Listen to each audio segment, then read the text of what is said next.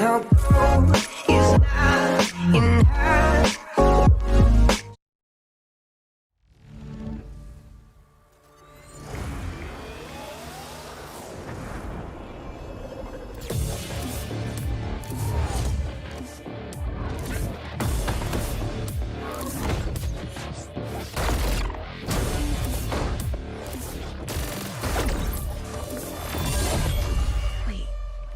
Was that?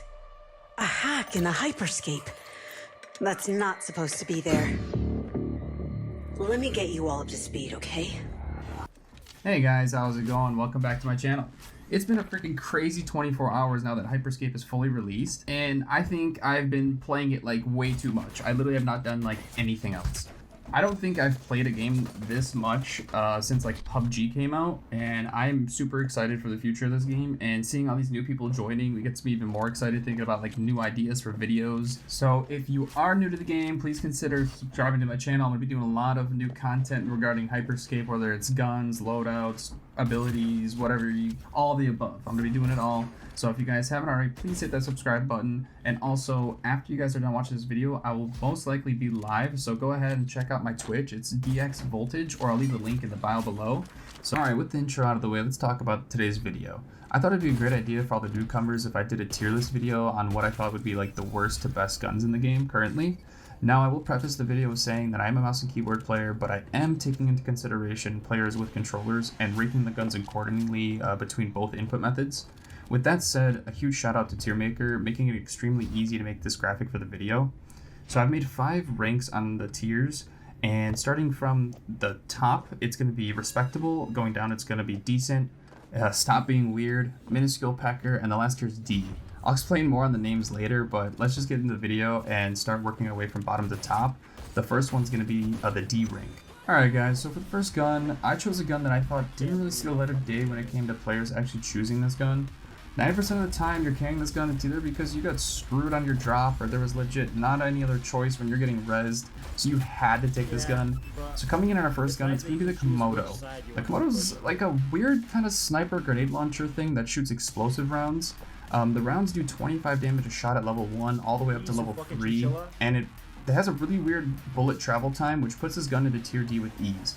Now the magazine size does go up as you level the gun each time, but the damage stays the same, only to be increased by 5, making it 30 a shot at level 4. My honest opinion on the Komodo is just stray far from it. It never really gets the results you're looking for.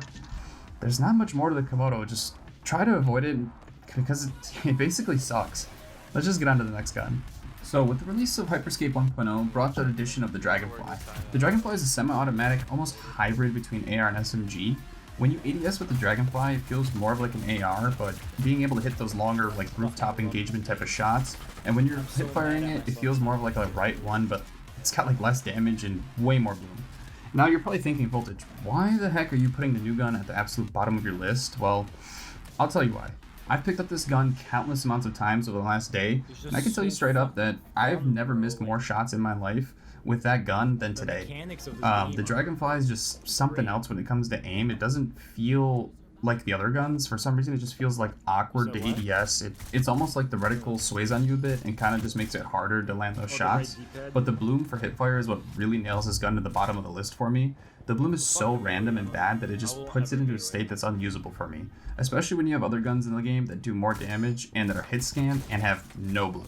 So the Dragonfly only does 18 damage at level 0, and at level 4 does 21 damage. So compared to other guns, I don't think this one's up there when it comes to DPS. So in my opinion, I would say until they update it or buff it, just run past this thing, don't give it any time of day, and just, you know, use other guns. Alright, so that was tier D. Let's move on to the next tier, which is the Minuscule Pecker tier. The reason I named it Minuscule Pecker is that the 2 weapons in this tier absolutely take 0 skill to use and are the absolute bane of my existence. Alright, so for gun number 1, we're going to be looking at the D-Tap. The D-Tap's a fully automatic pistol and does sort of have this auto-aiming feature built into it. As long as you're placing the center of your screen close to your target, the D-Tap's bullets should automatically hit them, emphasis on should. It starts off with 5 damage a shot with 15 bullet magazine, goes all the way up to an amazing 6 points of damage a shot at level 4 with a magazine capacity of 23, which means you'd have to hit 17 out of your 23 shots at max level to get a full kill onto somebody.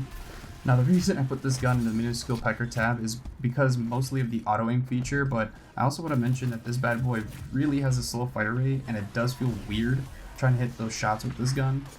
There's not much more to the D-tap than that. Just try to avoid this gun and pick any other option. Honestly, the Komodo would be a better option than this. Alrighty, let's move on to the next gun, guys.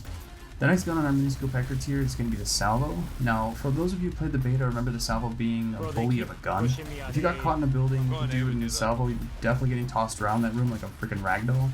So in beta, it almost had this like knockback effect, but since the full launch, they removed the knockback feature, which I think puts this gun in like a severe disadvantage when looking at other options.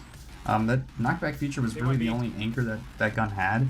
At level 1, each grenade did 27 damage, and at full level it did 34.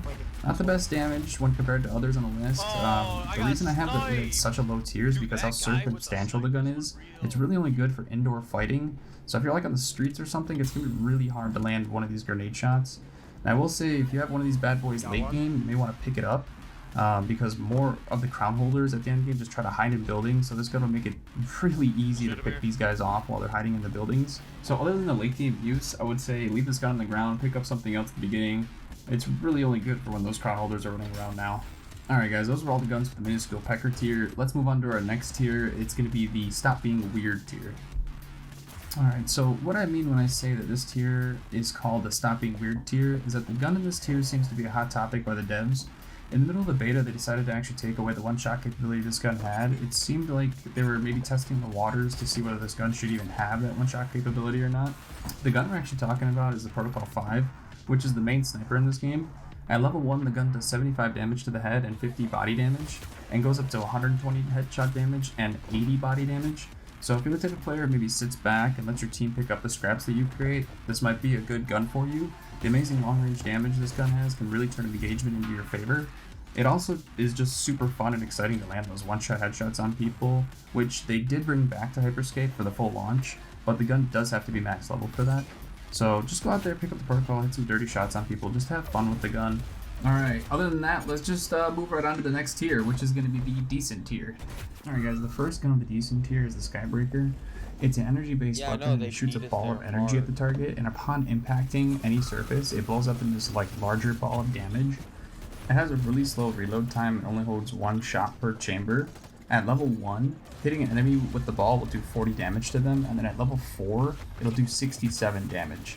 This gun has a potential turnaround like a 1v3 if you're by yourself, or even if you're with your team and you're lucky enough to find another team that's grouped closely. This can be a major like damage turnaround for engaging a fight. If you're engaging them with these guns, you catch them together, you're already putting them down to like half HP. So cleaning up after that is just going to be a really easy job, and you guys basically already won that fight from the beginning. Alright guys, next gun on our list is the Ripper. The Ripper is a fully automatic AR. It's a great gun for beginners. It's got the perfect blend between like this long range engagements and these up close fights. For new players coming into the game not knowing which gun to pick up first, I would definitely say maybe give the Ripper a shot. I also know that a lot of controller players have seen success when using this gun. It's very easy to track your target and keep these shots on him with the controller. At level 1, the gun is doing 11 body damage and 16 headshot damage. And then at level 4, it's doing 13 body damage and 19 headshot damage. So if you're really good at tracking and keeping your shot on targets, this might be a really good gun for you.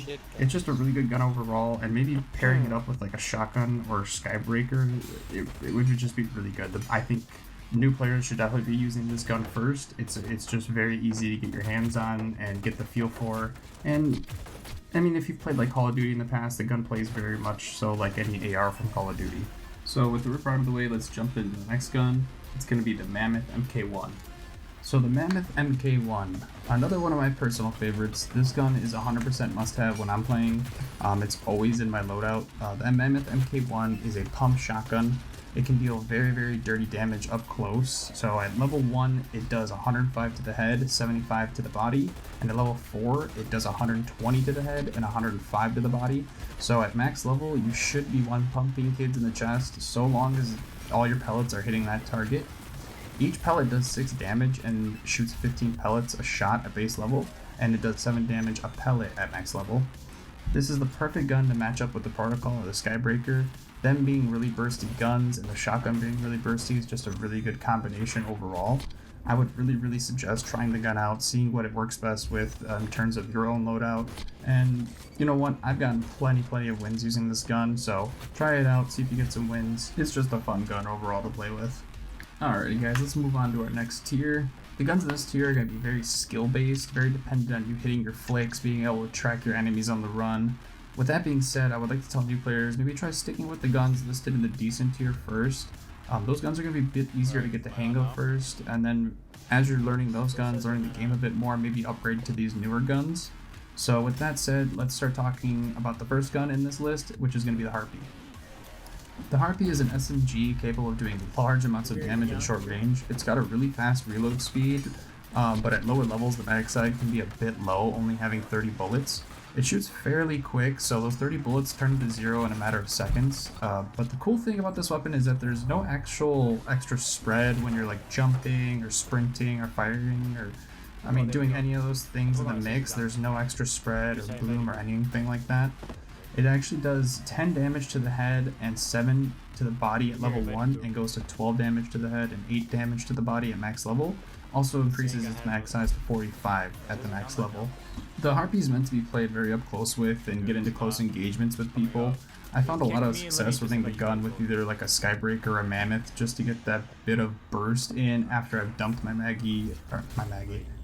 Harpy mag into somebody. So just give the gun a shot, play around with it, see what works best for you in terms of combination of guns. And with that, let's just move on to the next gun. Alright, so the next gun on our list is going to be the Hexfire. The Hexfire is an LMG with a massive magazine size. At level 1, the gun holds 150 bullets, and at max level, the gun holds a ridiculous 270 bullets. One catch for this gun is that it does very little damage per shot, but it does shoot fairly quickly.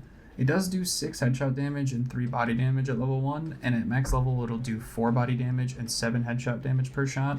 In fights, I don't think you'll be running out of ammo so much at max level. If anything, you should have about like 100 to 150 bullets to switch to like the second player after you've killed the first one. So if you get this gun to max level pretty quick, it can quickly turn the game into a nightmare for your enemies. It's really hard to deal with someone who's got a Hexfire and just constantly running at you, just beaming you with bullets. It's super annoying, and it's like really hard to get away from since there's so many bullets being sprayed. So if you're trying to pair it up with something, I'd probably suggest either if you're trying to go full spray, you can pair it up with the Harpy, or if you're trying to go more bursty, I've actually found that it pairs up very well with the Mammoth. So just play around with it, figure out what works for you, and have fun. Let's move on to the next gun. Alrighty, so the final gun on our list. This one's probably the community favorite when it comes to like showing off and trying hard. This gun can output some really disgusting damage if you've got the aim. The final gun on our list is going to be the Riot 1. The Riot 1's like a revolver type of weapon. It plays very similarly to the Wingman from Apex, almost like 100% identical to the Wingman. At level 1, this gun is doing 39 damage a headshot and 26 damage to the body. And at max level, this gun's doing 57 damage to the head and 38 damage to the body. Which means you can kill a player with a level 1 Riot in only 2 body shots and a headshot, or at max level you can kill a player with only 2 headshots. Which is crazy if you think of how easy it is when you're using the hip fire for this gun. I actually strongly recommend the gun, and we'll probably most likely see this gun at the top of the competitive play. So when it comes to matching it with another gun, I'd probably say Mammoth or Skybreaker, and I know I bring those guns up a lot, but those guns are really good paired up with the guns you're trying to learn. Just in case you get overwhelmed, you can switch to those other guns. They've got pretty good damage and one-shot capability, so most likely you won't die and you'll still be able to keep learning the gun you're trying to learn. Well, alright guys, that was my tier list for the launch of HyperScape. Some of the guns on the list will definitely change in the future with upcoming patches, but for the most part, I really believe that the guns in the decent and respectable tiers will always be outperforming those in lower tiers. So try to stick to the top guns, practice your aim, practice moving around the target quickly, get good at being evasive and dodging shots, and you'll definitely see improvements, and you'll be getting way more dubs. I'd love to hear you guys' feedback in the comment section below on what you guys think are maybe the best weapons or the best loadouts that you guys are rocking, getting dubs with. If you guys were liking the content, please hit that like button down below, helps out a bunch, and if you guys aren't subscribed already, please do hit that subscribe button and turn the bell on for notifications. More HyperScape content will be coming out shortly. that'll be all from me for today. So you guys have a good rest of your day, and I'll catch you in the HyperScape.